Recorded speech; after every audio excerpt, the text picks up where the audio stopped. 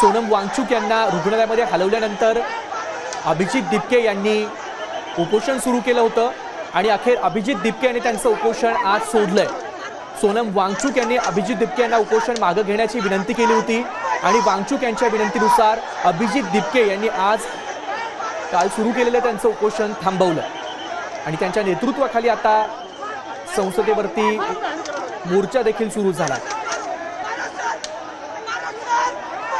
गेल्या 22 दिवसांपासून विद्यार्थी शिक्षण मंत्र्यांच्या राजीनाम्यासाठी दिल्लीमध्ये आंदोलन करतात आणि आज यातला अत्यंत निर्णायक दिवस म्हणावा लागेल।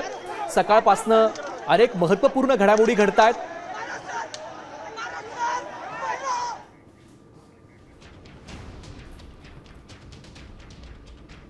अभिजित दिपके यांनी त्यांचं उपोषण सोडल्याची अत्यंत महत्त्वाची बातमी समोर येते। सोनम वांगचुक यांनी अभिजित दिपके यांना उपोषण सोडण्याची विनंती केली होती आणि त्यानुसार आता अभिजित दिपके यांनी त्यांचं उपोषण मागे घेतलंय।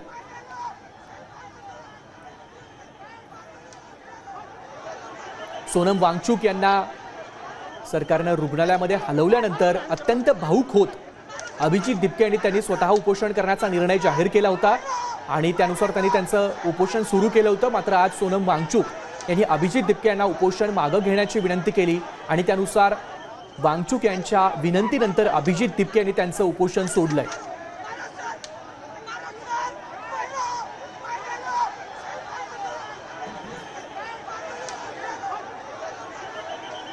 कॉकरोच जनता पार्टीच्या मोर्चाला देखील सुरुवात झाली आहे। अभिजित दिपके यांच्या नेतृत्वाखाली कॉकरोच जनता पार्टी संसदेवरती धडक मोर्चा काढते आणि आता त्या मोर्चाला सुरुवात देखील झाली आहे।